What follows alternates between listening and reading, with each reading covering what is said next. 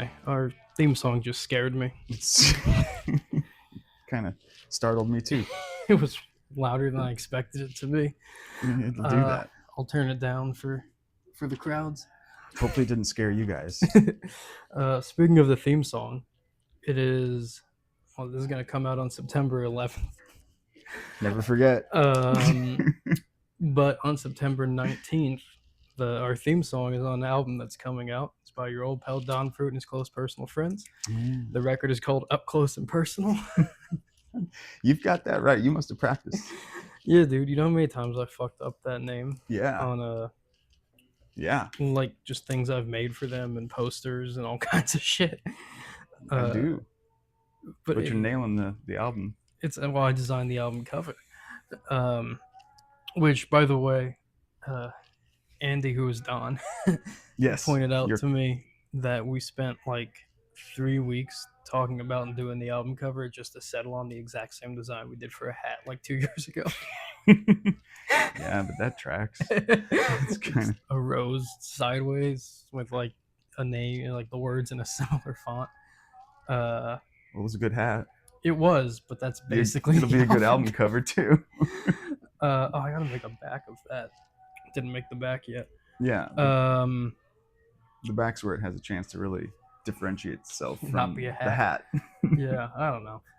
That's coming out. It'll be on all streaming services. Yeah. Contrary to her former band members wants. Well, I mean, I get that sort of impulse, but you don't have that kind of sway. No. You're not going to convince people.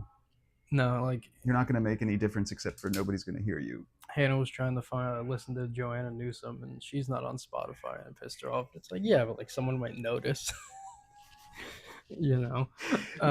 Well, Don, those guys are still getting it out there. Well, yeah, this is like the first band record. The last one. Yeah, hey, our first album. Let's not put it on. I'm pretty sure the last one me and him recorded entirely in like our house that we used to live in. And this one's in a studio, so you know. Mm-hmm. There's some singles out there right now, but that song, our title song, is called Black Cat, and I had a hand in writing that. You did. I did. It's a good song. You know, it's maybe from the point of view of the devil. We had a lot of conversations about that. But yeah, that'll be out on September 19th on all platforms. I will be posting about it. It's a good record. Let's see. You know, what else do we have? I gotta fucking take apart a transmission. I don't really want to talk about that. Yeah. This was fun. I'll talk about this. Riding back from a bike show that we're not pushing because we don't know them and we're not getting paid. My clutch just went out. So like 2 or 3 miles from my house, I was stuck in 2. And that's not good. If I let go of the lever at all, it would just like do a bunch of random shit, and it would also stall at every light. That's terrible. So it sucked. Yeah. So I fucking made that home. I wanted to like scream at people around me, like, I'm not bad at this. I'm actually doing very good. It is the bike. I'm doing remarkably well for the situation, by the way. It's not acting at all how it should. This is falling apart, and I'm holding it together. I'm stalling it on purpose at every light, guys. Like, because it's gonna anyway. I might as well control when that happens. But I think the roads in Cincinnati are just so bad that it fucking jostled the clutch loose, like under the derby cover, because I tightened it and it's fucking fine. God, that's a lot of jostling. That's all it was, though.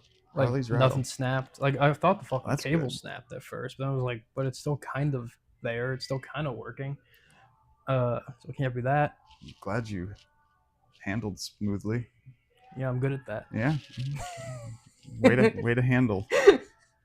That was fun. So, if you ride around Cincinnati, be careful to break your fucking bike. Like, I don't know. I've never seen worse roads in a place. And you're here in Covington as well, which has they're better. Pretty bad. They're roads. Significantly better in Northern Kentucky than they are in Cincinnati. That's a literal active crime. Yeah. Like if you go around like Fort Mitchell and fucking Highland Heights and they're fucking great. All right. And Covington and Newport, I don't actually have that many issues about. Like, They redid the 2 main streets of Well, Covington in like yeah. a week. Yeah. At least they did it. Yeah, you don't get that in Cincy for how long? Ridge Road, which is like the most important road that I live near, Right. to get fucking anywhere, is 2027. You And might not even have a government by then. Basically, I won't live there then. Yeah. I'm not going to ever see this road be good. I don't know. Cincinnati just fucking, I don't know where the money's going, but someone's getting it, and it's not the fucking roads. It's not going to the roads, that's for damn sure. I mean, if you live around here, you know what I'm fucking talking about. That's all I'll say. And they're worse up towards Columbus. Yeah, I mean, I don't know if they're worse. They're also bad in Columbus. They're as bad. But like Cincinnati is just doing a bunch of fucking road construction that's not fixing roads. It's making them worse. Like they're tearing roads up in like little patches and then just patching them over, and it's bumpy as shit. Or like putting in the new square speed bumps, which you don't need because the road you already can't drive fast on these roads. Right, because there's a pothole the size of a crater. Because you're gonna fucking wreck your car or bike. So yeah, we're wasting all our money on that. But let's see. Other than that, I didn't write anything down. What else is there? You know, isn't it fun when we force an intro? Yeah. I'm like looking at the walls and looking shit. at Gods Must Be Crazy poster. Yeah, I've never seen that movie. The poster was free, I think. Yeah. But yeah, I mean, we'll just plug our shit here, I guess. Calendar shoot, October 26th. Yep. At Southgate House. Bring your bike, something cool, something vintage, something custom. Ride it in. Yeah, we'll bring it Pictures. into the main room of Southgate, which is an old church room. Take pictures. There will be models. There's going to be a rock and roll band playing. It is Don Pruitt and your close personal friends. Sorry, your old pal Don Pruitt and your close personal friends. And then we'll have. There's a bar. Or actually, there's 2 bars there. 2 bars. There's going to be some vendors and shit. Probably some food or something. Yeah, it'll be a good time. Yeah. And let's see. We have. I gotta figure this out. Holy shit! I gotta go to Nashville like really soon. Oh, it's coming up. Oh no! I gotta get a hotel. I'm saying Rilo Kiley in Nashville. Oh, I remember. Yeah. One of my wife's favorite bands. I like Jenny Lewis. I don't really care about that band. Jenny Lewis is in that band. But you got it. I don't know. I fucking bought him. It's her birthday. Shit. I gotta get an oil change. Fuck. I'll take care of those things after. Yeah. No, I'm gonna take care of it right now. You keep going. I'm gonna go get an oil change. Just keep it. Yeah, just you know how good you do alone. Just gonna ramble while you until I get back tomorrow. Yeah. But yeah, Germantown Hoedown is at the beginning of October. Yep. Check that out on Instagram. It's taking 3rd, 4th, 5th. 3rd, 4th, 5th, taking place in Germantown, Kentucky. We will be there. A bunch of people will be there. It'll be a good time as well. This episode is brought to you by. Yes. That was a good one. Evo Creatives. Evo. Yeah. What? Nope. You've got it. Evo Creatives. Yeah. I thought it was something different. Nope. Not correcting you on that one. That's what it is. That's what it is. On Instagram, it's Evo_Creatives. That's what I was thinking. Yeah. But their name is not Evo_Creatives. No. That'd be insane. Because that would be insane.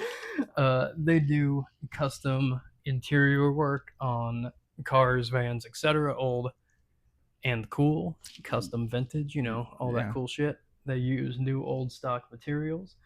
And look at their Instagram. There's a bunch of really cool shit. And if you're on the eastern seaboard or Pennsylvania or even Ohio, check them out. They're in Hampton, Maryland. Yeah, nice. Got all the information. Nailed it. Okay, this episode is with, again, someone that I got kind of nervous to talk to before because it was someone I listened to when I was a teenager. Did a little bit too. Yeah, because I've been listening to them for a long time. Yeah. It is JD Pinkus from a lot of projects. Yes. You know him probably from Butthole Surfers. Butthole Surfers. He's also Melvins. Honky. Honky. Triptych.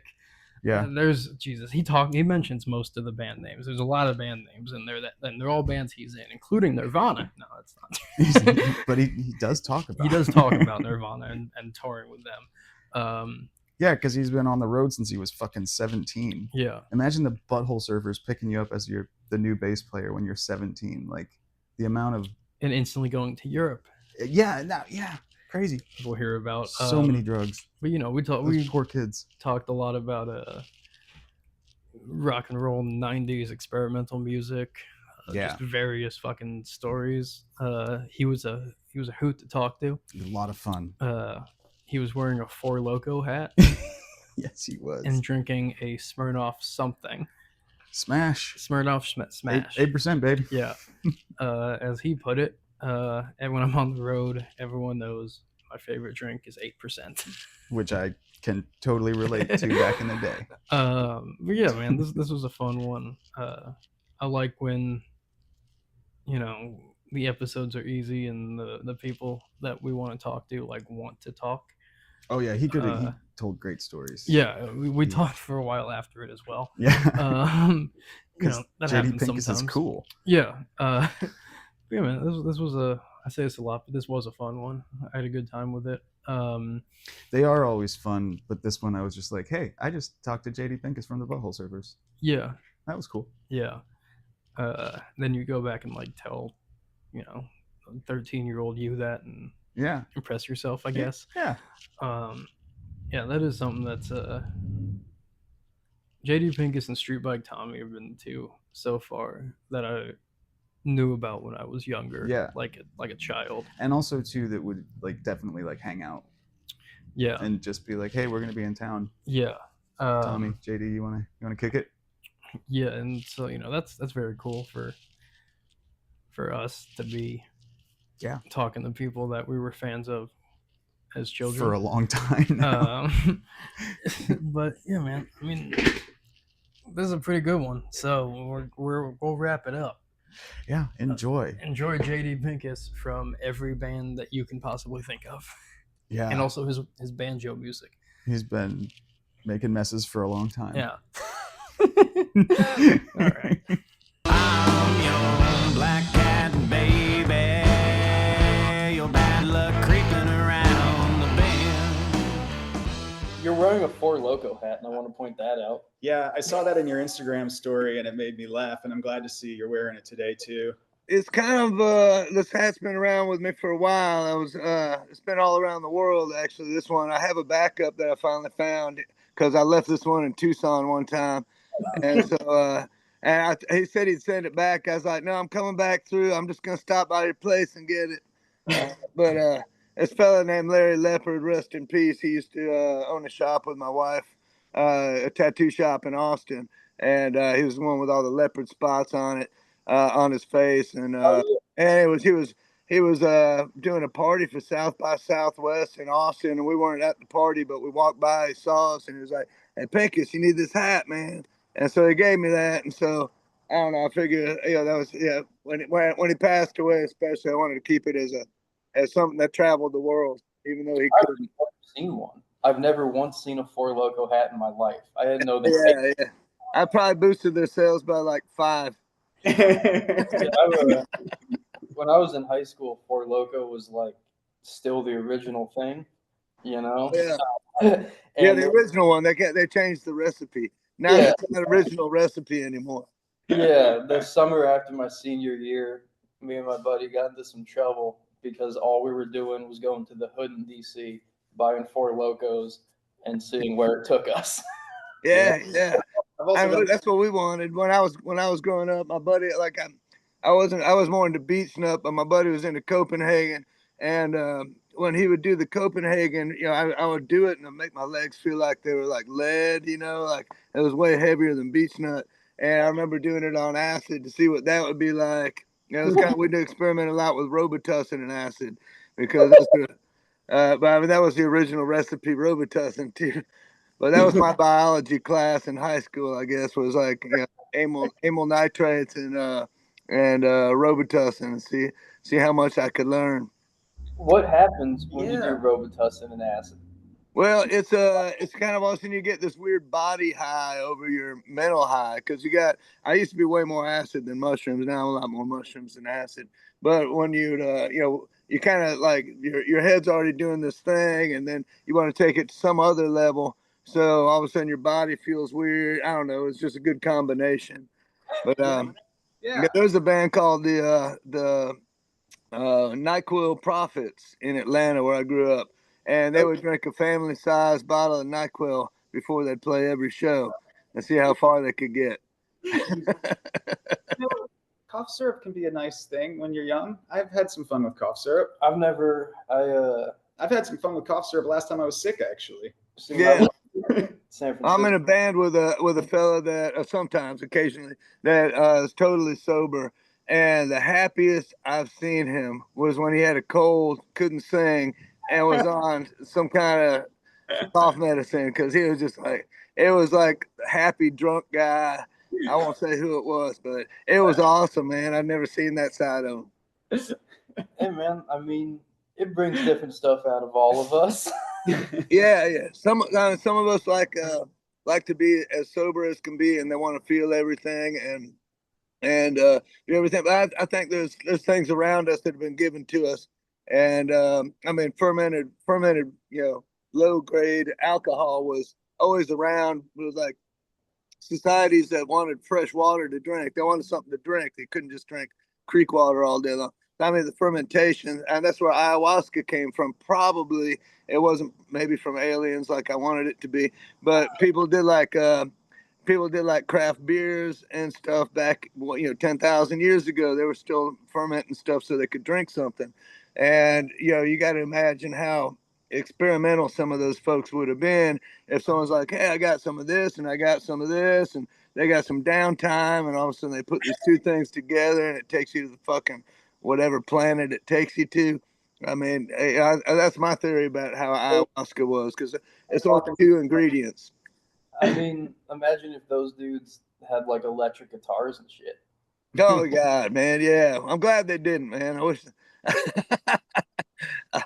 they had like harps or something. I don't know. But, yeah. I think that's one of my things now. I'm sitting outside of a church we have over here, and we just had a beautiful show on Sunday. We do like a little DIY kind of thing out here. Yeah. And on Tuesdays, the first one of every month, we have a jam. But we call it the Taco Tuesday Jam because the name of the church was the Free Holiness Church when we bought it, and now it's the Free Holiness Church. So we do the Taco Tuesday Jam. My wife makes tacos, and we have everybody in there with all kinds of different instruments. Sometimes it's pedal steel, and a guy with a sampler, and a piano player, two drummers. But the one thing we don't allow is guitar, because the first thing that's going to happen is you're going to have a 1-4-5 blues guy in there, someone that's trying to choke out a fucking turkey or something. We just heard it before, we're trying to stretch things out a little bit. I want to be inspired by some stupid fucking sample the guy got off the news, and whatever, and we start playing some crazy shit. And we don't record it, unfortunately. We probably should at some point. That sounds really cool. It seems like that's been your thing for a while. Like those, like I went back to the early Butthole Surfers records, and I was like, these aren't even songs, man. Yeah. Well, I joined when I was 17, turning 18 in Georgia, when they moved to Athens, and then they went to Atlanta. And as the documentary that they're trying to find a buyer for, they told me they were going to make it like Spinal Tap with bass players instead of drummers, because they did go through a lot of people, including other drummers. At the very beginning, it was just two guys doing kind of art music stuff. Right. And one of the guys actually is actually very, like, he played in a band called the Crowd Pleasers at his high school in San Antonio, like when they're 10 years older than me, so that was around the Grand Funk time, I guess, around then. But he was a jazz player. That would be Paul. And so he actually had played guitar for a while and then put it totally down. Gibby, he would bend one string down and one string up at the same time and wiggle them around, and never trained in anything, but made these great sounds. Some of the coolest shit that I heard off of guitar came off of him, and not trained one bit.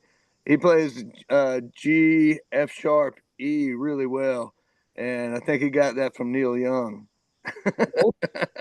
Your Young shirt today. Yeah, there you go. So check it out, man. That's actually his singer's hero. That's That's the one guy he's never met that I think that he based a lot of his music off of. Even it's hard to tell. I mean, But we got there's- more musical by like that time. Like when I was playing, we were I write a lot of stuff, and we started like actually instead of writing in the studio, writing in the practice room, and so we got a little bit more song based, and then we just take it out before it was released and put it on the road. But I don't think people were actually listening to our music as much, anyways, as they were, tripping out like a tofu pup or whatever the fuck, watching fucking penis reattachment movie shown backwards, and a bunch of like car wreck movies that I used to see in high school and stuff for driver's ed, and so, and then blast them with a bunch of strobes and see what's left of their head. They're not going to be singing along with the song after a while. Yeah, it was an But- experience. Yeah, I think I was, I was in the band for from 1985 to 94, and then I started playing with them again. And when do you release this thing? probably pretty soon. Okay, well I can't mention what's going to happen then. Okay, but it was, we got some special treats for one night only with old school Butthole Surfers stuff. But I can't go into detail about any of it because it's supposed to be hush hush. So I'll leave it at that. I like it when we get a little bit of news, so I'm not going to complain. Yeah, right on. Well, yeah, I think it'll make a lot of people disappointed, and a lot of people, it'll probably make most people disappointed, and a couple of people happy. You know. Are That's you? such is my life. Oh fuck. What were you going to say? Are you in? You're in Asheville, right? Yeah. You can tell by the beech tree. That's what I figured. How is Yeah. it right now? Yeah, I've been out in West Asheville. I was in Texas for 37 years. I went out there with the Butthole Surfers, and then when I split from those guys, I started doing like I kind of wanted to separate myself from that kind of music for a little bit. I wanted to get away from. I hate to say this, but I didn't like Butthole Surfers fans near as much as I like my band Honky's fans because I could actually party with them. Butthole Surfers fans were weird back in the day, man. Yeah, people are always thinking like you got a bunch of chicks in bikinis backstage. It was like, no, we had like a 42-year-old gay guy trying to get us high on some drugs we never heard of, and which was entertaining in itself, but it's not the rock and roll lifestyle that people usually assume when you're living life on the road. A different kind of education. Yeah, totally. I mean, But yeah, so I started splitting off and doing different kind of music and doing that stuff, and then I started getting experimental again when I felt it was time to get experimental. But I just needed a break from when you break up with somebody after 10 years, you kind of want to just get your own space for a bit. Yeah. Now Is I'm that- glad to say we're really good friends, and Well, good. Is that with the banjo, or have you been? no, that's before. I had a band called Daddy Longhead, Okay, which had Ray Washam from the Scratch Acid playing drums. He played with Albini. He's played on a bunch of people's records, and a lot of folks asked him to be in bands, and he said no, and they turned out to be the biggest bands. Yeah, that kind of shit. He's always made like the questionable decisions like me in life. Like, nah, it's okay. I'm doing my own thing. It's like, shit, I should have took that. But and then I had this other guy, Jimbo from Atlanta, who played in a band called Threshold of Pain, which had a song called "I Didn't Mean to Hurt You, I Meant to Kill You," and good songs like that. And DDT, which is like a staple house band of the Atlanta punk rock scene that I grew up in. So we had this thing. He was like amazing player.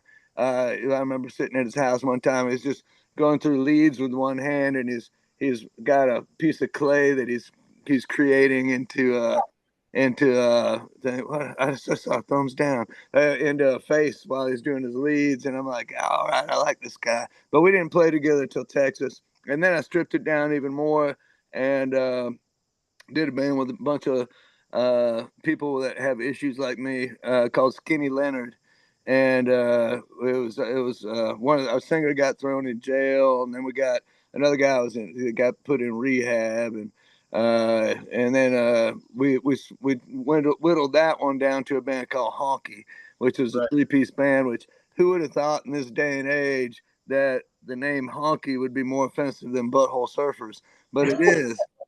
And I think no white person ever came up with that. It's like that was we just embraced white stupid people's things. So anyways, we thought it was funny at the time.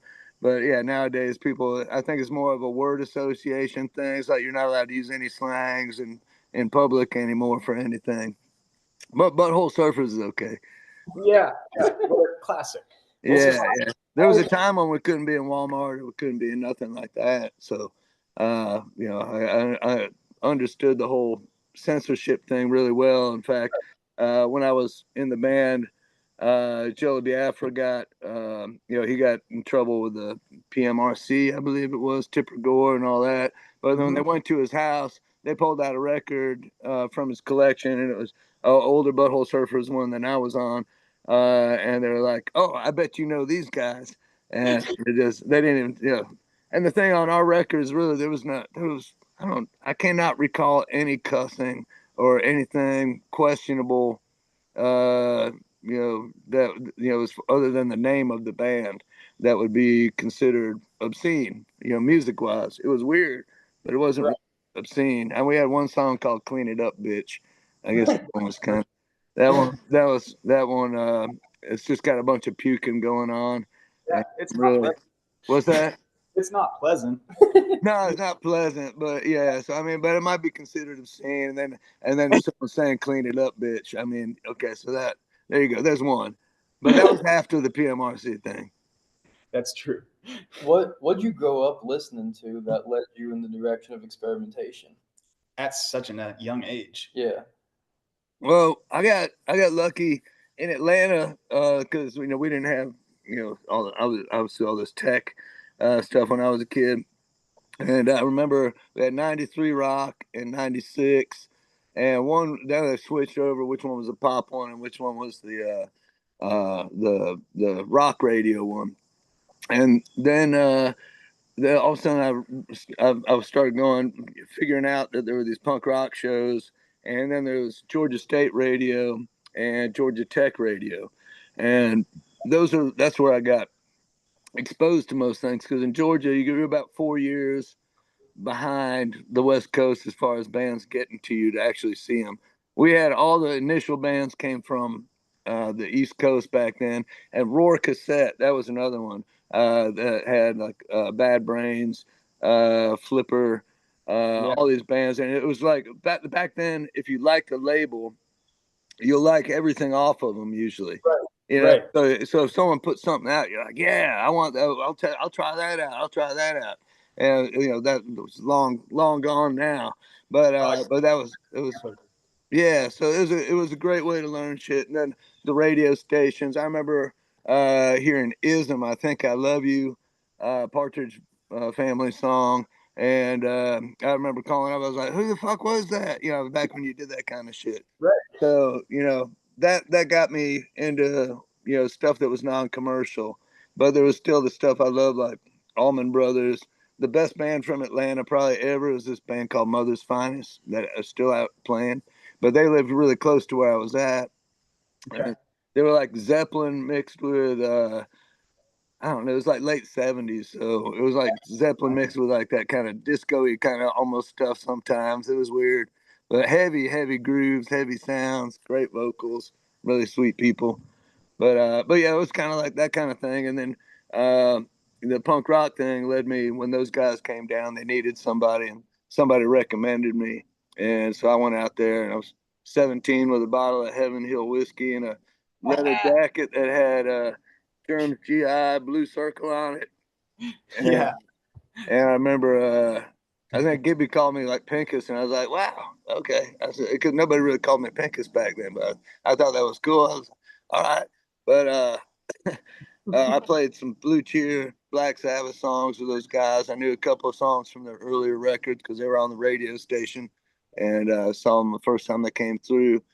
And so I did like 5 songs, and then I guess they were desperate, and they knew that I didn't have anything. I was so young, I didn't have anything to Nothing hold holding on you to. So they were like, "Okay, you want to come with us?" And I was like, to Europe was the first it was going to be, and I said, "Yeah, it sounds great." And Paul said, "And you can stay with us as long as you want, really, but just Europe now." And I said, "Yeah, it's great." And he goes, "I got to tell you, we sleep on floors every night." And I said, "You're going to promise me a floor?" I left home early, so they loved that because I was not, They had another guy that wanted that they asked, and they told me that his response was, "Well, can I bring my wife?" And things you don't do when you're being asked to play in a band and go on tour, especially at that era of time. But yeah, and then things got weirder and weirder when I was with him, as far as what I was exposed to, Coil and Shock-Headed Peters and Nurse with Wound, Leather Nun, one of the best bands ever. Yeah, there's just a lot of stuff that I got exposed to from people wanting to expose it. And we had uh, Dodge van with it had heat. Sometimes if we're lucky, if we didn't have to unplug it. But then no AC, no radio. And so there's a jam box, and we just play tapes. And so people would give us tapes back on the road, and that's where we hear about a lot of that stuff. I mean, I imagine there was a really big difference between touring with the Butthole Surfers in like 85, 86 versus like 2010. Yeah. Because like in the middle there, MTV existed, Pepper came out, and that was a big video. I wasn't alive, but he was. Yeah, so I wasn't on Pepper. That's when I left, and so my last one was the album that we're about to release again, re-release because it's been 35 years. It was my last record with them, other than this live one they just put out. Independent Worm Saloon. Yeah, Independent Worm Saloon. So Who Was in My Room last night was our big hit when I was it was only a big hit because of Beavis and Butthead, and Mike Judge is from Texas. Right. Yeah. So, yeah. So that's why everybody knew of us, and we were on tour with Stone Temple Pilots, and our record label that we had this executive guy, Hal Milgram, and he had all my side project records he knew of. Like he was a music fan. It didn't matter how big or small you were. He loved Butthole Surfers, and then they fired him, and so he got fired, and then they brought this guy in, Gary Gersh.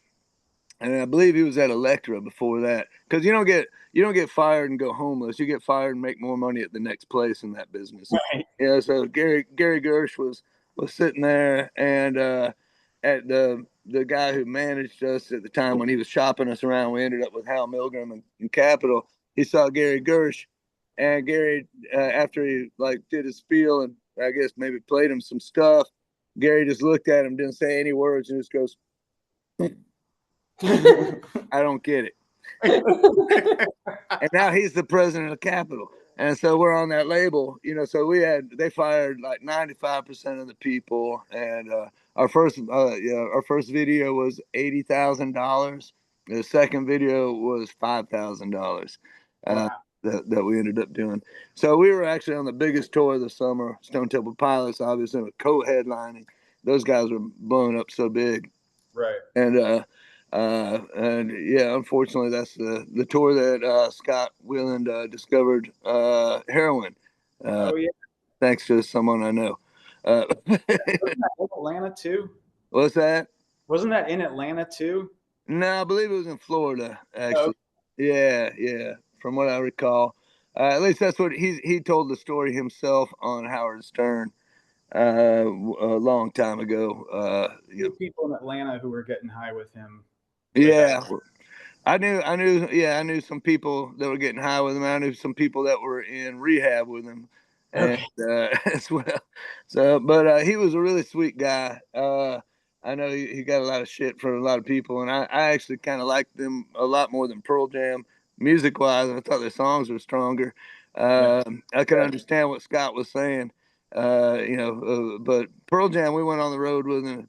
The only time they talked to us was Eddie got on the bus. They asked us to be on the tour too for a week, and Eddie came up on the bus as we were powered up to go out and leave, and he's like, "Wow, I can't believe it's over. Really wish we could have spent some more time with you guys." And it's like, "Wow, dude, our dressing room is right next door to y'all's." Yeah, no, it wasn't like band only in here. You could easily come by. And yeah, we tried to talk. Me and Paul tried to talk to the bass player with the big hat, and he came up on stage with his bicycle and parked next to us. We're like, "Hey, thanks for inviting us on the tour." Blah blah blah. He just looks at us, puts his bike down, walks away. We're like, "Wow, man, all right." But yeah, I don't know who actually wanted us on the tour, but I know that the Meat Puppets wanted to fight him. Tell us that. Not all of them. It was just Chris, but the bass player, he was pretty ornery. He ended up getting shot at a post office once by a security guard. So, For real? I've never heard. yeah, Chris. Yeah. Most people don't think is the Meat Puppets as being a band involved with violence, but yeah, Chris was he was a special breed. Wow. He took no shit from no one. Really? Yeah. I mean, there was like a renaissance of rock and roll going on, once Nirvana put out Smells Like Teen Spirit, it seems like everyone wanted rock and roll again. I hear. Again, I wasn't fucking there. But it seems like, stuff that like the Surfers were doing in the 80s what predated what like the audiences wanted to hear, and then it kind of caught up. Yeah, absolutely. I know Buzz was a big influence on Kurt. And I remember that's a stupid story. I don't need to tell this, but we played with them a long time ago at the I think it might have been the old subway station place, or maybe it was Central Tavern. But anyways, they played, and the stage was all like a bunch of these tables like I pulled out here to put this thing on, put together, so it was just like bouncing around and falling apart. But they played, and that was the first time I heard them, but I didn't really get to see them because we had a guy that blew our minds that lived out there that was doing this 3D camera shit. And he would build this life-size face mask with where he can make the eyes move and the nose twitch and the smile happen or whatever, and then he'd blow it up. And he was actually under there, but he had like this protective shit on, but he would film it 3D. And he also grew weed up in Seattle, should I say Washington, up in the trees. And that was my favorite story of his.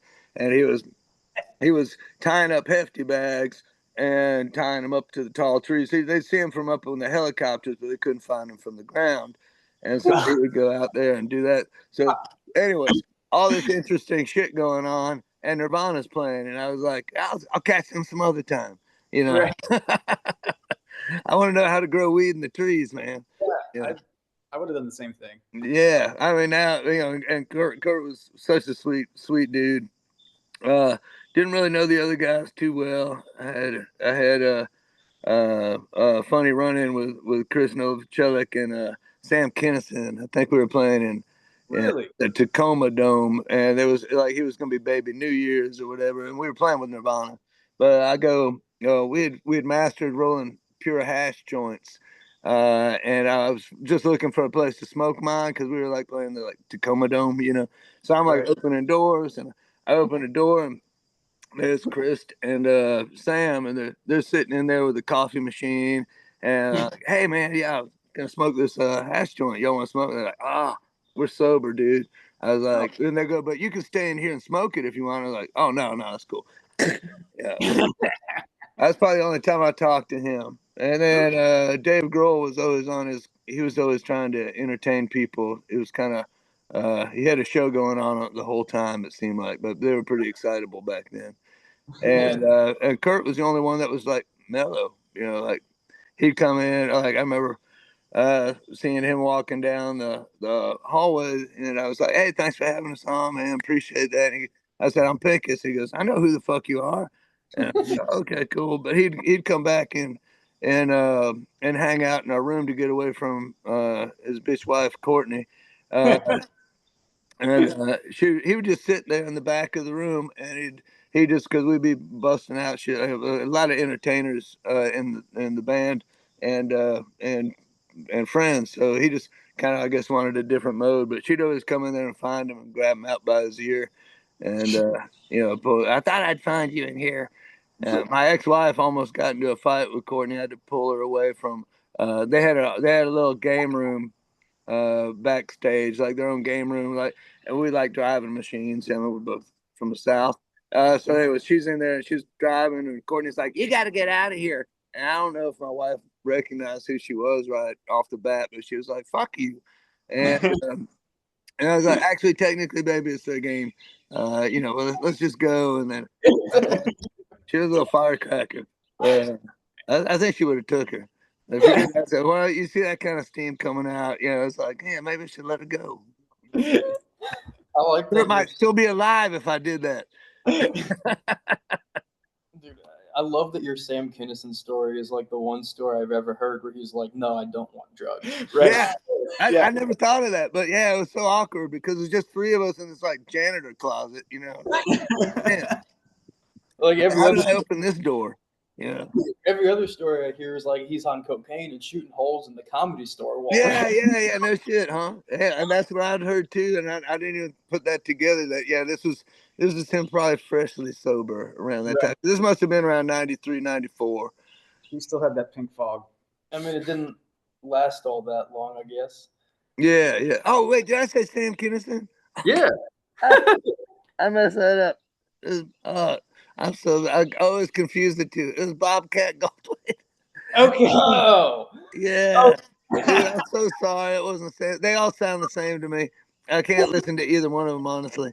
But You know what? that was Bobcat, not Sam Kinison. Yeah.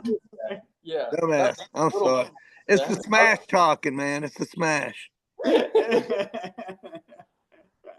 I mean, man, I don't know. It must have been a real interesting time. I'm always fascinated by this when we talk to musicians who were around before the internet, Yeah. or at least when it was not everywhere all the time. Right.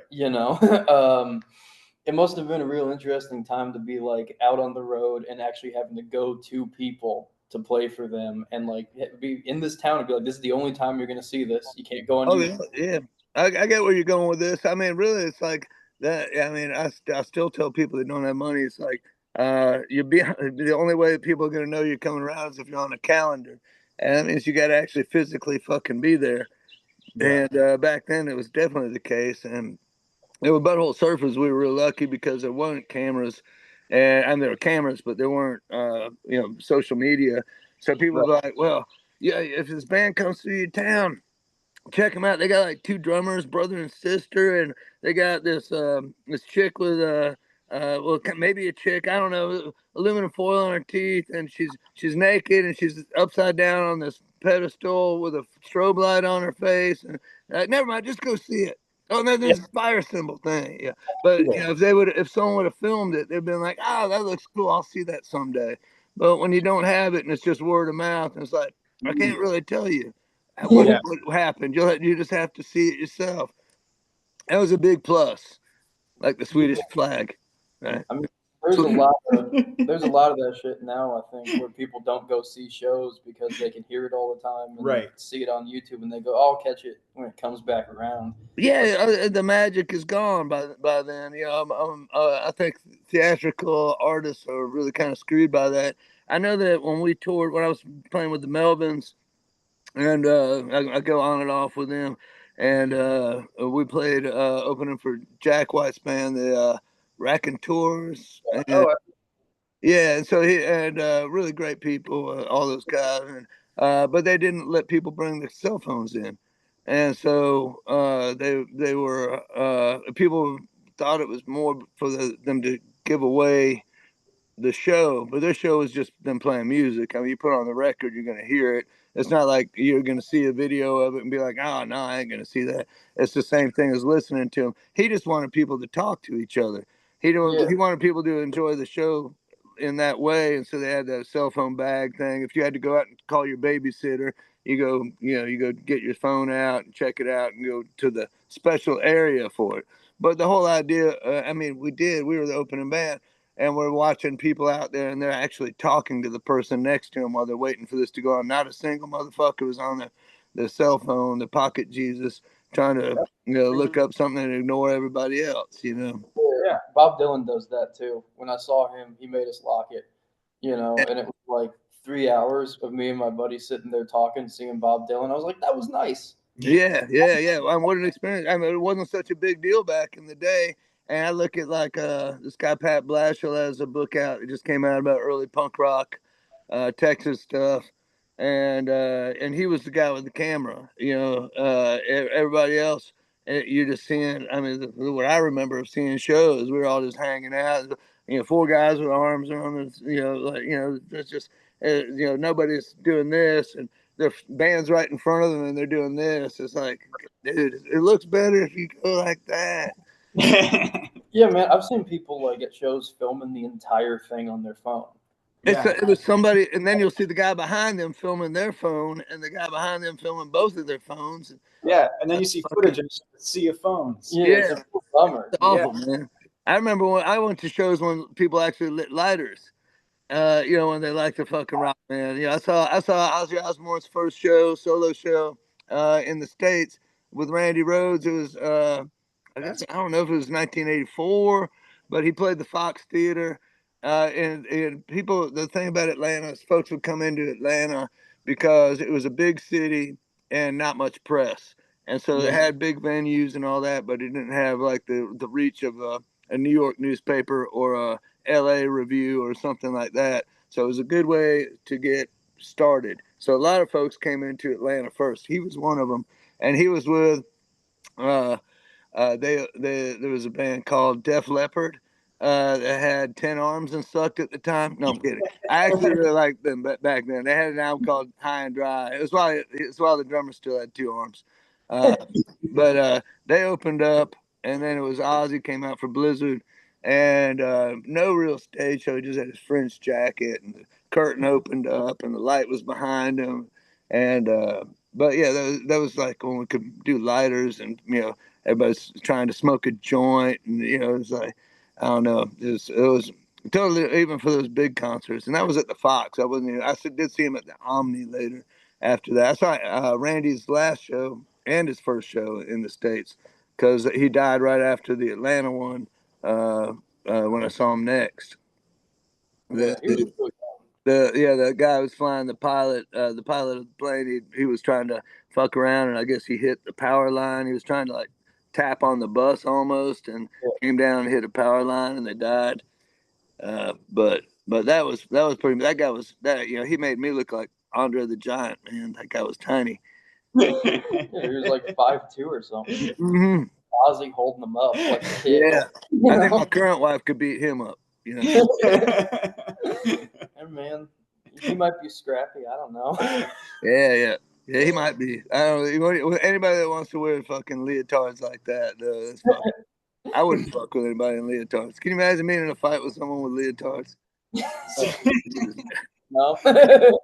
It's like that. I definitely wouldn't want to be in grappling, and then they're like, "Ooh, that's good." I've trained a lot of jujitsu, honestly, and it gets pretty close to that. Yeah. I did see Paul from the Butthole Surfers. There's this band called the Slammin' Watusies that our booking agent was with William Morris at the time, and I remember seeing they were next to us, and I tried to ask the guy to quit doing circular breathing with his saxophone, give him $20, and because they were right next to us, and there was no door handle, just a little hole. And I realized when Paul's got his wig on, he's got his platform shoes on, he's got his blonde wig going down to his ass. He went through like a Mark Farner phase from Grand Funk. And I see this eyeball just sitting there in the door handle like that. Just someone was just staring at us. And I was with Paul, and so I was like, "Yep." And I pointed to that, and so he goes over and just hawks a huge lug in this guy's eyeball. That was spying on us through the door hole. And so the guy comes in, he's like, "What the fuck, dude?" Blah, blah, blah. And the last thing he saw before he got knocked the fuck out was Paul in a blonde wig with platform shoes and a vest on, fucking, pummeling his face. I mean, Eli mentioned this earlier, and you brought them up a number of times. Oh, yeah. Do you really love Grand Funk Railroad? Mm-hmm. Yeah, like you're Oh my chasing. God, Mel Shocker's bass tones, man. His playing and his bass tones. What the fuck? That's the Grand Funk Live, the very first album, the very first live album. There's Caught in the Act, which is great. I love that, but that's when they had a keyboard player and the bass tone was a little bit tamer. But on the very first one, which is really hard to get because they had, anybody who knows Grand Funk knows about their falling out with the management, and so they never released it in the States. Like, I mean, you couldn't get it in the States after the issue happened, so you had to get bootlegs from Europe in order to get it. You could even get CDs, and that you can't hear like when they come out, you're hearing the crowd noise for the first 45 seconds over the beginning of the song. Like it's that kind of live record. And then finally, when everybody settles down, you hear this bass tone of the gods, man. I don't know. Mel Shocker just had this thing. And I guess he had an extra pickup on his P bass, is what I heard. Okay. And so, yeah, he put a middle one in. And I think and also he had a West amp, which I found a West amp, but not a West preamp. And uh, I ran over it by accident once. I loaned it to someone and they put it right behind my van. I thought I was trying to get over a rock because it was in Texas. And I literally crushed my own fucking West amp. Oh man. Yeah, I did that with my cell phone the other day. It wasn't quite so traumatic. No. Yeah, I was kind of happy for a few days off, but and it's my new one right here. Yeah.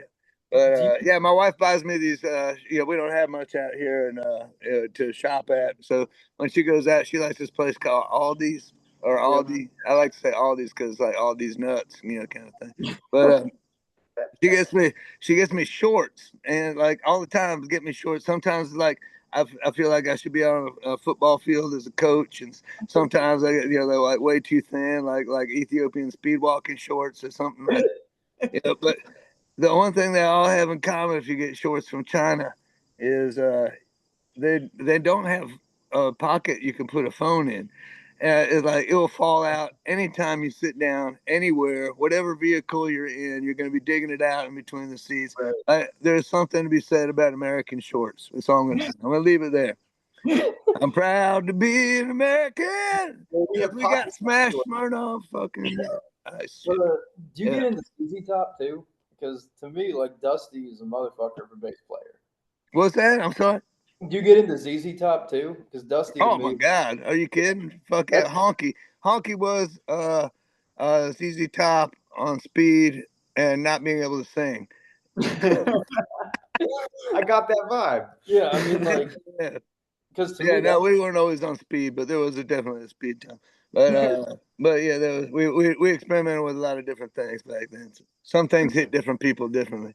I'm glad to be just a mushroom, weed, and alcohol guy now.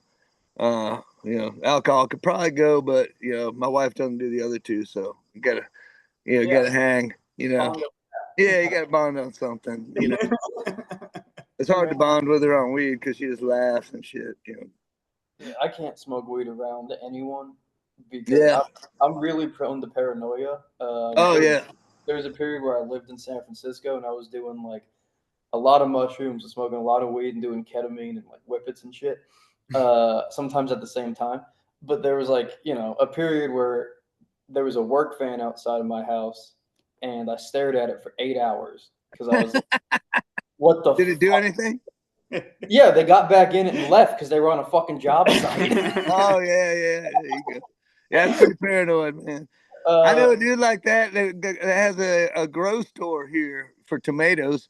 He's been around for a long time. He's actually going to have to close it down, but hydro stuff. But I'm like, I'm moving to town here because I've been here for 5 years, me and my wife, and it's during COVID, and I'm like, oh, cool, got the fucking grow guy, man. Hey, dude, hook me up, man. I need some fucking shit. He's like, oh, I can't smoke weed, man. It makes me too anxious. But he doesn't mind other drugs and booze, which I thought was interesting. But again, most people are growing tomatoes with that, right? So yeah. Yeah, I don't know. It's just like I can't smoke weed around my wife, or I'll fucking wreck it. I used to with an ex-girlfriend. I used to get her high when I didn't want her to have a chance at watching what she wanted to on TV. But as soon as I got her stoned, she was just like, it was like basically it was like chloroform, I was like, good, I can watch the game now. All right, she won't get pissed at me.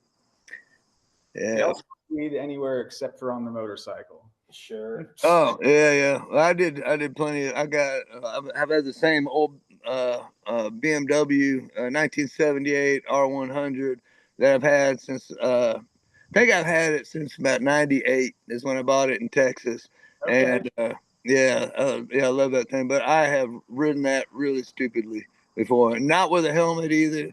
Like used to do bike runs with people, and I remember one time I had like some water bottles, and I had one with it was like a 3-day run, and I had one. And I always like to be out in front because the BMW, everybody else had like their bar hopper bike with a could put like 6 ounces of gas in it, so we had to stop all the time. Wasn't Yep. for those kind of things, and those guys would be fucking white knuckling, and I'm in between second and third gear, so I'm like cruising out in front, and I guess I hit a bump, and my vodka bottle went out, plastic going boom, and just all over everybody because I was out in front, and I was like, no, that wasn't me. They're like, dude, that was you. I was like, oh, yeah, where'd it go? Fuck. Now I gotta find a liquor store.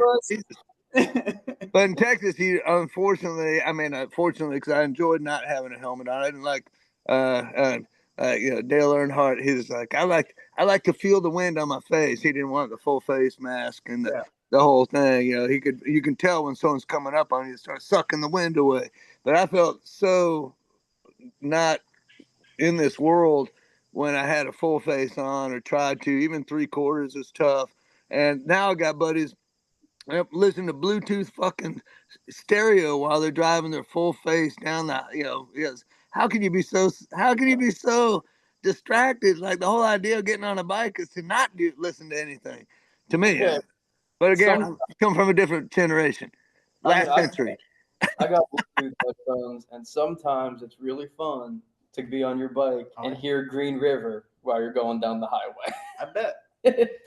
I've never done it. I've never listened to music on my bike unless there's some guy with a fucking Harley with a fucking 600-watt stereo sitting at the fucking stoplight, and it's like fucking don't stop believing. And it's always shit like that. It's always annoying. It's always Yeah. for some It's like, reason. why do we all have to hear this so loud? No, but I didn't have headphones for a really long time. I was like, I like, hearing it and all that shit. And then I put one in I was like, what is this like? And I was like, oh, that's fucking fun. I had somebody answer the phone when I called him one time. He's like, hold on, I'm riding. I'm like, dude, why are you answering the phone when you're riding, dude? That's what you're supposed to like not do when you're on the fucking bike. Yeah, my dad called me the other day, and I was like, not right now. This seems like a bad time. Yeah. I can relate to that. Right. I listened to the other day. I listened to all the Manson family tapes while on the way to my store. All right. And that was a really fucking good time. I bet. Yeah. Well, I mean, if it's for me, I did it more. I mean, it was my main ride for many times in that point since I've had it with different. I still have my '91 F-150 I've had forever too, and keeping that thing alive, it's not as easy as you'd think. But I put 20,000 miles on it on my last tour in 9 weeks, and it made it home. And then it's kind of like me. I'll make it all the way through all that shit, but when I get home, I'm gonna be like, fuck everybody, man. And that's what my truck did to me. And so end up having to. Both of us are in recovery. I don't think I've done a real tour since that one actually, but I did opening up for my weird banjo shit, opening up for Trevor Dunn and Buzz, and those guys. They don't fuck around when they tour. Melvins guys, that's like they do. Yeah. They do 3 tours at least a year as Melvins. That's A, B, and C, towns. As far as booking goes, And it used to be just A, B, but now they're pretty much busting out the C stuff. But we did A, B, and C in 9 weeks because that's what time they had to do it. And he had 2 extra people with him that were great, and they helped me luckily a little bit. But I was just me by myself, driving 20,000 miles, show up, set up merch, go do a sound check, come back, do merch, go play a show, go back, do merch, get paid, take all the merch down, pack all that shit up, pack your gear up, go book your hotel, go find the hotel. Do that for 9 weeks by yourself, and those guys at least good on them. They're sober, and that helps a lot for that, Sure. But it definitely, I drink a lot more at home than I do when I'm doing a tour like that, because there's only so much you can drink and get away with one person operation for 9 Right. weeks on the road. You got to function. Do you Yeah. like touring? Like, are you one of the people that likes to be on the road? Oh, I'm the person. Okay, I hate to get in the shower, but once I'm in, I hate to get out, and Right. it's kind of like that with touring. Like I'm- I don't like the idea of leaving my fucking place here and my dogs and my wife and going out. But once I go out, once I took the trash out for the last time, and I won't be able to do that for 6 more weeks. And all of a sudden, everything you look in and I don't have a rear view mirror, side view mirror, and you see the place going away. It's like, okay, here I am, and that's when I just hit tour mode, and I can go for however long it takes. My body lets me do it somehow. I don't know, knock on plastic here, but I think I'm because I was so young when I did it with Butthole Surfers, and I'd already left home before I joined them. That it's a very natural kind of comforting thing because Yeah. you don't have the daily. Like luckily for me, I have a wonderful wife that takes care of the dogs and everything when I'm gone. So without that, it would be tough. Or the guy I'm going to go on the road with, I believe in November, he's homeless. He lives by the kindness of others and in his truck happily. He's really happy doing that. And I did the same thing. I had a bed in the back of my '91 F-150, and I'd go crash out and finish. I was chasing 3 buses in it when I did the Clutch Helmet Quicksand tour, and it was just me again with all my merch, everything. And I'm showing movies too, so I'm doing setting up visuals as well on that, and then running quarter mile to where they sell merch, and then and doing all that. It was quite a thing, but I kept up with them because I had a bed I built in the back of my truck, and I could stop at a rest stop and do that, and I don't mind doing that. And what was funny about it is that I wore the same thing every night, but it was a different version of it. I've got a bunch of these shirts I'm wearing right now, these white shirts, and I'm like, I guess from what I heard, I must be smart because Einstein did the same thing. He wore the same thing every day. I just didn't want to fucking think about it. I'm like waking up in my truck. I'd put on my black pants that I got, my white shirt, and then I had the hat. Every time we'd show up, and there'd be some laundry machines there. I'll be like, "Hey, Pinkus, check it out. You can do your laundry here." And I'd already done my laundry at the hotel or whatever. Look at these shits. Come on. Yeah, but they thought I wore the same thing, like the same, like I never changed my clothes. They thought it was the exact same shirt and the exact same pants and that. But I liked it. I never told them any different. I just figured I'll make for some good stories on the road later for them. That's funny. What do you got coming up in the future that you want people to know about that you can talk about? Well, I have a pretty epic fucking little 2 weeks coming up that I'm just gonna fucking do it. Okay, so I'm going to LA, and there's gonna be a Butthole Surfers documentary showing out there, and that's gonna be September 23rd, and then I fly back, and then I fly out to play in Texas with my band Pure Luck, which we haven't played too much in a while, but we're going to do 3 shows out there. Then I fly back, and I'm going to play with my 3-piece band from out here called the Triptych, and it's a piano player and a cocktail drum player and my banjo. And we're going to be opening for the Melvins for 2 shows, Asheville and Knoxville. And then I'm playing a celebration called You Got Gold that's put on by John Prine, one of my big all-time songwriting heroes. It's put on by his label and put on by his family and stuff, and which is obviously something to do with the label. And I'm gonna get to play. I think I don't know. Maybe they'll change their mind because I sent them what I was playing. But I'm supposed to get to play with John Prine's band for a song. Wow. Yeah, and then we take off from there, play some shows as a triptych, and then we end up in Cave Springs, Georgia, which they booked us a long time ago for a pickle fest in Cave Springs, Georgia, on Sunday, October 12th. And they are promising us an amazing time. It's a beautiful area of Georgia, actually. And we all, I didn't like pickles when I was growing up, but I didn't understand that pickles can be a thing by themselves. I was like, why did that pickle touch my sandwich? Now all it tastes is pickle. But if you like a pickle for being a pickle, it changes everything. I don't know.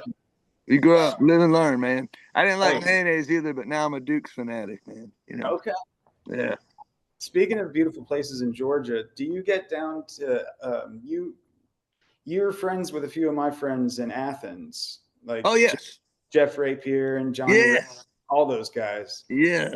You get down there much? I tried to. Those guys were the ones that started calling me down to come down there.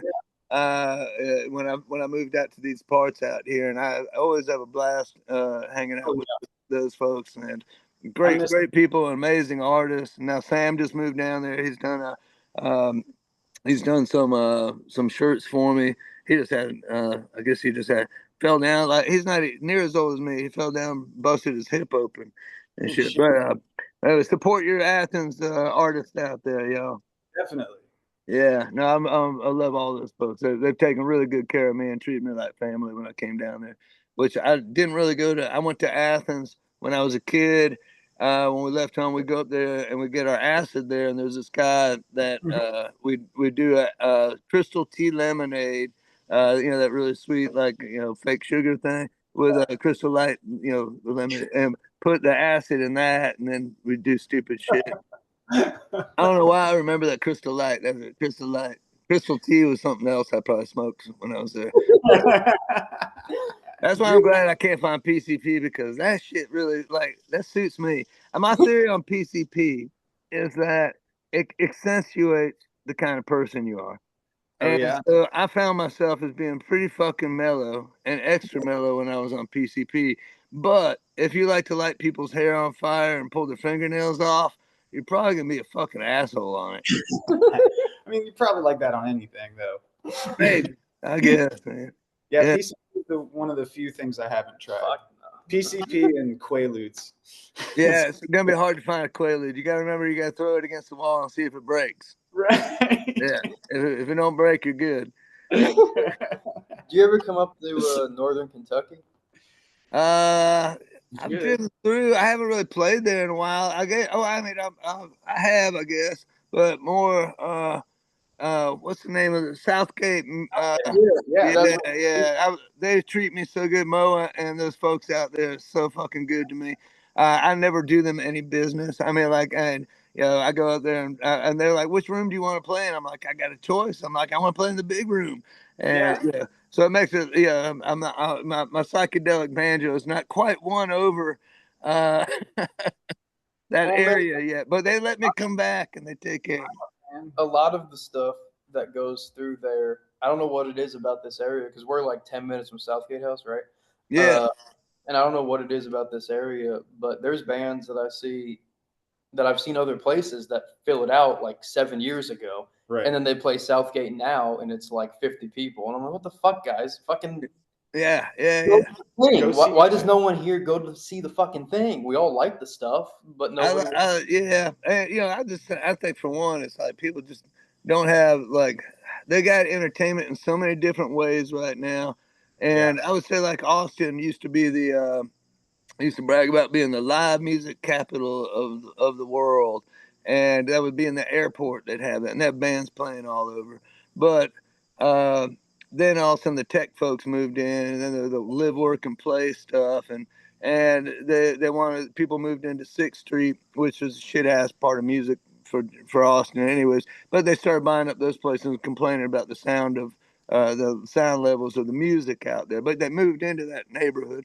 So then you got a bunch of cops who don't know how to run a dB meter trying to tell you, like, as loud as I'm talking right now outside the door level would be too loud. So, you're dealing with that shit. And they're still keeping that in the airport. It's live music capital of the world. But things change. And it used to be a live music capital of the world. And now people, that's not how they get their entertainment. When I moved to Austin, I was real young. I was like, this is fucking cool. And the old guys would be like, used to be fucking cool. And I'm like, no, this was cool. And now I'm that guy, I'm like, yeah, it used to be cool in Austin, but I don't really know if it was ever cool in Austin. I thought it was for a minute, but now it's like, it's miserable. I can't believe I stayed there as long as I did. Love the people there. I think it's always, I look at it as really great people trapped in a really shitty fucking town right now. I don't mind the people. It's just the fucking, I have to go out in the morning and I'd have to have my dog walk by 10 o'clock. And I remember my friend having a kid in Phoenix, and he goes, I can't live here anymore. I can't have my kid spend 6 months of his life inside. And, when it's too hot for your kid to go out and play, now we didn't really think of it, but that was when it was cool to drink out of a hose outside. Now you'll get too much plastic in you if you do that, I must be full of plastic. We're all full of plastic. I mean, I was in Austin in 2022, and my whole life I'd heard people be like, Austin's the best, And on our honeymoon, we drove like across the country and down California, then back south through Texas and shit. And we stopped in Austin, and for like 3 days, we were like, okay, I don't get why everyone fucking loves it here, Yeah. 2022, and I think it was over by that point, Yeah, it was, right, yeah. I mean, also, that's also we're talking about where folks are waiting fucking at 8 o'clock, 6 o'clock in the morning for a barbecue joint to open up at 2 o'clock in the afternoon. And they eat while they're out there. They eat like breakfast tacos. They bring umbrellas. They bring their drinks just so they could wait in line for someone's brisket. I don't know. Brisket was a lot easier to find when I was there. Yeah. I don't know. I don't understand. I mean, there's good, like, I will say, Asheville. I love Asheville, but I do miss Tex-Mex, and I miss brisket because everything here is pulled pork. Right. And I'm a texture guy. I want to rip into something and tear it up. And I don't mind if there's a bunch of fat on it. But every piece of brisket I've had here, I know people have said there's good stuff. I just haven't had it yet. But it's kind of like me pulling my fucking shoe off right now and trying to eat that. It's like, dude, really? That's the best you can do? Yeah. So, anyway, I'm a vegetarian. No, I'm kidding. I just drink Smash. That's it. I get all my vitamins and minerals from 8% Smirnoff Ice Smash, strawberry and lemon. You can hopefully they'll do a soundbite and they'll sponsor me. Sure. Yeah. Wants to sponsor. But thanks for doing this, man. I appreciate it. Yeah. I appreciate y'all doing the time. I like y'all's site there. I was happy to see y'all had a podcast going. I didn't get a chance to check on yet, but I knew it was what y'all post and stuff. I figured it was gonna be something I could enjoy. So thanks for having me out, and I appreciate y'all's time, man. Thanks for making the time. Yeah, thank you very much. Usually people know me enough, and they're like, wait a second now. The day of, are you sure you're gonna do this? Yeah, but y'all, cool. You're like counting on me. You're like, he's gonna be there. All right, y'all. Appreciate you.